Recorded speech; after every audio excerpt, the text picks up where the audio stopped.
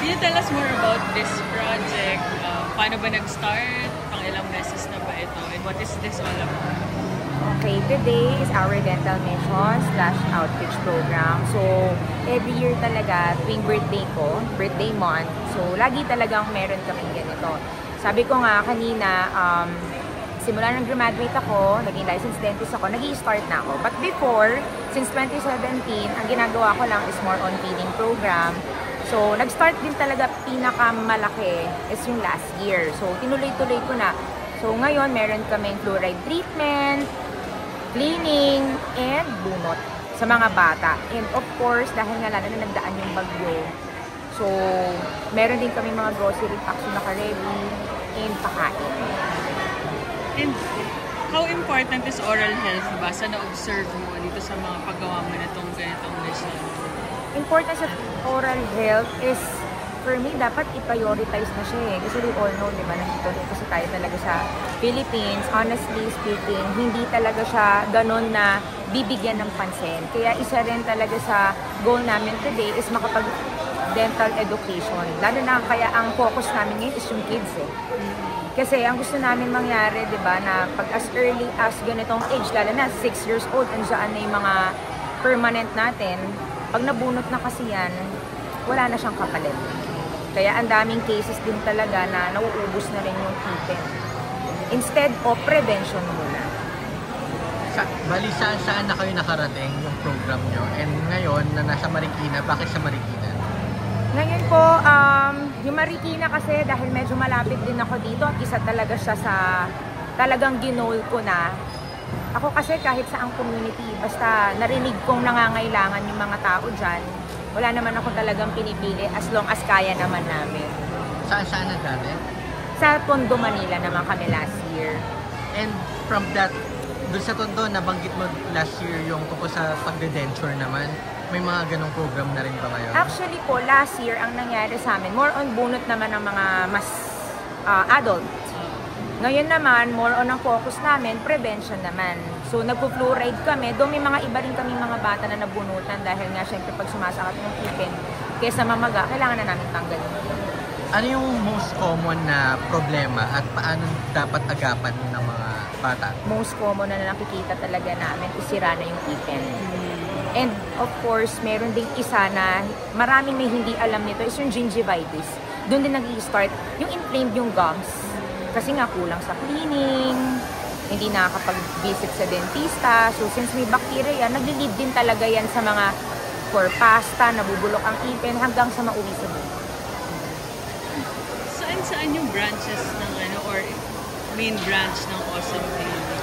As of now, kasi meron na kami 9 branches, no? So pinaka nag-start talaga ako is Rizal area sa Cainta. So kaya kami, yan ang hindi namin nakakalimot is tumulong. Gusto ko kasi si Awesome Smile Dental Clinic is mas maging affordable but quality dental services. So 9 branches, you're the head dentist and CEO, no? How hands-on are you sa mga clinic? So, Ako kasi dahil, yes, lahat ng clinic is nakakapunta pa rin ako by request. Ngayon, ang ginagawa ko ngayon, syempre with the help of mga employees, lalo yung mga associate dentist ko, ang ginagawa na lang namin is na-undergo talaga namin sila ng training. And ang ginawa ko rin nitong year is nag-upgrade talaga ako ng mga equipments. Kaya last time nandun ako sa UCLA eh. Kasi ang gusto ko rin, i-bring dito yung digital, yung mas advanced. Pero affordable dentistry. And question lang kasi syempre nauuso ngayon maraming mga aesthetic procedures. Do you also offer that? Or more meron ka bang saan ka nagsispecialize? Or di ba iba-ibang klase pa ng yes po. dental Ako services? talaga po ma'am is more on cosmetic dentistry, oral surgery, and orthodontics, yung mga braces. Okay. And veneers? Yes. And supportive din lagi ang brand ambassadors mo, si Boss Toyo at si Kim. Opo. Actually, talaga nakakatuwa kasi kanina, talagang sila din mismo yung namimigay. Isang tawag mo lang talagang pupunta sila. Kasi ang napansin ko rin, iisa lang din kami ng advocacy, ng purpose.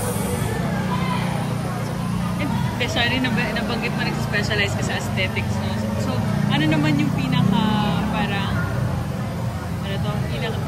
parang best-selling, or go-to service ng mga celebrities or those goals or into vanity para? Dahil nga ngayon, ma'am, no, uso talaga ang mga veneers and crowns. So, marami talaga niyan. And of course, yung mga whitening procedure. Pero alam mo, ang isa sa gusto ko talagang ipatupad at isa sa mga campaign namin this year is yung beauty inside and out. Kumbaga, hindi lang sa panlabas, but healthy talaga yung inside. Kasi 'di ba minsan madali lang natin makita, 'di ba, na maganda ang ipin. Pero ang tanong, healthy ba? Wala ba siyang gingivitis? Wala bang mga sirang ipin? So, yun kasi ang nakakaligtaan ngayon eh. Ano yung underrated dental activity or practice na kailangan mas gawin ng mga tao in general? Ako talaga, for me, number one is yung prevention talaga. Na kahit yung simpleng cleaning, simulan na natin. Kasi once naman kinining naman yung pasyente, check na namin everything eh. Kaya nga, di ba, sabi nga nila, the more na mas pinapatagal nyo, mas lalong nagmamahal at wala na, irreversible na. Sa observation mo ba sa mga procedures na nagawa mo na, bakit kaya laging may ganong problema? Ano yung pagkukulang ng tao at paano mo yun naaagapan? Ako sa akin, ang kailangan talaga nating gawin para maagapan yan is education, dental education. No? Kasi parang pag minsan nakikita rin naman natin sa mga social media, di ba? May mga ganong meme eh. Makikita natin, may pangpilik mata, pero yung ngipin napapabayaan, may iPhone, pero wala siyang pang-cleaning. So, piling ko kulang lang talaga sa dental education. So, hindi nila alam yung importance ng ngipin. Akala nila pangkagat lang yan. Pero ang daming function yan eh, na related sa speech natin, sa overall confidence, self-esteem. Kaya di ba pag wala talagang ipin, nakaka-affect din siya sa atin sa overall well-being ng tao. And it's your birthday month? Kailan ba yung birthday? July 28. Belated happy birthday. Ano yung birthday wish mo for your business, for your practice? Ano pa yung aabangan ng mga? Ako, birthday wish ko palagi is number one din, no, na sana stay grounded pa rin ako, tuloy-tuloy pa rin to. Kasi yun ang isa sa masasabi kong I'm very proud of. Na syempre nag-start kasi ang clinic ko sa baba ng bahay. So, and ako yung first dentist in the family. So, talagang nung pinag-pray ko at binigay ni Lord, yan ang hindi ko nakakalimutan is tumulong talaga sa tao every year. And of course, more branches para at least mas marami pa kaming maserbisyuhan ng mga pasyente at mag-guide them sa tama at leading na dentistry na bago. And, sorry, habol ko lang. Kailan mo ba na-realize na gusto mong maging dentist? Why dentistry yung napili mo? Na-realize ko talaga actually nung nag-i-school ako, nung dentistry student ako, nung nagpapasyente na ako, ang dami nagiging thankful.